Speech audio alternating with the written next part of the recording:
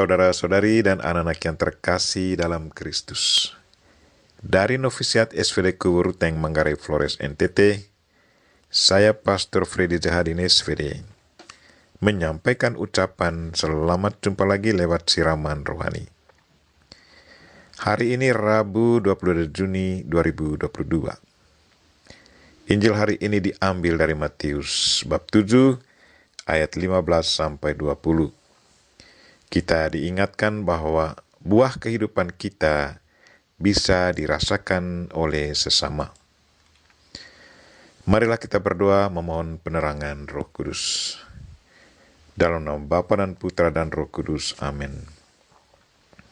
Tuhan dan Allah kami, puji dan syukur kami haturkan kepadamu atas segala cinta dan kasih-Mu. Terima kasih karena Engkau mengajak kami untuk menjadi saksi-Mu yang setia, yang bisa menghasilkan buah yang baik, yang bisa membahagiakan sesama. Kami mohon, teguhkanlah iman kami, dan semoga kami setia menghayati dan mengamalkan ajaran-Mu, sehingga kehidupan kami bisa membahagiakan sesama. Tuhan, utuslah Roh Kudus-Mu, terangilah pikiran dan hati kami, agar sabda-Mu yang akan kami dengar dapat kami pahami dengan baik, dan isi pesan-Mu dapat kami hayati dan amalkan dalam hidup harian kami. Doa ini kami sampaikan dengan perantaran Kristus Tuhan kami. Amin. Tuhan serta-Mu dan serta-Mu juga. Inilah Injil Yesus Kristus menurut Matius. Dimuliakanlah Tuhan. Dalam khotbah di bukit, Yesus berkata, "Waspadalah terhadap nabi-nabi palsu yang datang kepadamu dengan menyamar seperti domba, tetapi sesungguhnya mereka adalah serigala yang buas. Dari buahnya lah kalian akan mengenal mereka. Dapatkah orang memetik buah anggur dari semak duri atau buah ara dari rumput duri?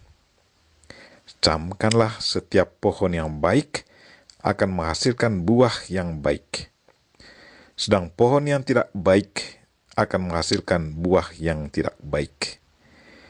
Tidak mungkin pohon yang baik itu menghasilkan buah yang tidak baik, ataupun buah yang tidak baik itu menghasilkan buah yang baik. Dan setiap pohon yang tidak menghasilkan buah yang baik pasti ditebang dan dibuang ke dalam api. Jadi dari buahnya lah kalian akan mengenal mereka." Demikianlah sabda Tuhan. Terpujilah Kristus. Saudara-saudari dan anak-anak yang terkasih dalam Kristus, tema renungan kita hari ini ialah buah kehidupan kita bisa dirasakan oleh sesama. Lewat Injilnya hari ini, Yesus mengingatkan para muridnya bagaimana mengenal para nabi palsu. Bila buahnya tidak baik, tidak hidup dari iman dan tidak membawa orang kepada iman, itulah nabi-nabi palsu. Pada zamannya, Iman Hilkia adalah seorang nabi sejati. Ia telah hidup dari kepercayaan kepada Yahweh. Ia juga membacakan kitab Taurat kepada raja yang membangkitkan pertobatan. Raja Yosia bersama rakyatnya lalu membarui perjanjian untuk tetap setia kepada Yahweh dan taat kepada hukum Taurat. Untuk memperjelas ajarannya hari ini, Yesus menggunakan sebuah perumpamaan. Katanya, "Dapatkah orang memetik buah anggur dari semak duri atau buah ara dari rumput duri?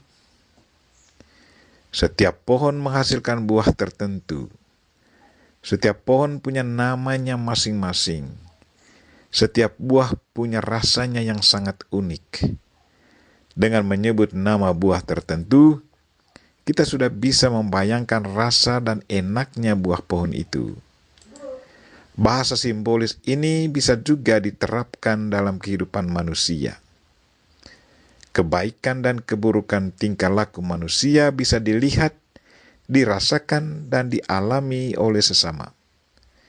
Kalau kita katakan seseorang sangat baik, itu berarti sifat dan tingkah laku orang itu sudah dirasakan, dialami, dan dilihat. Kesaksian hidup seseorang sungguh mempengaruhi kehidupan seseorang. Contohnya, walaupun tidak 100% benar, ada orang yang mau menjadi biarawan-biarawati karena ia sudah menghasilkan, sudah menyaksikan, dan merasakan kebaikan orang biarawan-biarawati. Ada orang yang mau menjadi guru karena kesaksian hidup dari gurunya. Ada yang mau menjadi polisi atau tentara karena kesaksian hidup dari polisi atau tentara itu. Ada yang mau menjadi dokter atau perawat karena kesaksian hidup dari para tenaga medis. Saudara-saudari dan anak-anak yang terkasih dalam Kristus, Yesus selalu mengharapkan agar apapun profesi yang kita miliki, kita harus jalankannya dengan penuh tanggung jawab. Dan semoga kita selalu sadar bahwa nama dan profesi kita adalah misi kita. Panggilan kita adalah misi dan tugas yang harus kita jalankan dengan penuh tanggung jawab. Karena itu, hayatilah dan amalkanlah tugas dan panggilan kita dengan baik, agar hidup Kristus hidup dalam hati manusia. Kita berdoa, semoga Tuhan selalu menyadarkan kita akan panggilan dan tugas kita sebagai murid Kristus, dan menggerakkan hati dan pikiran kita untuk selalu menjadikan saksi Kristus yang baik untuk sesama kita. Kita memohon Bunda Maria untuk mendoakan kita. Amin. Marilah kita mohon berkat Tuhan. Tuhan sertamu dan sertamu juga. Semoga saudara sekalian dan mereka yang kita doakan pada hari ini, secara khusus mereka yang sakit, dan segala aktivitas kita sepanjang hari ini dilindungi, dibimbing, dan diberkati oleh Allah yang Maha Kuasa, Bapa dan Putra dan Roh Kudus. Amin.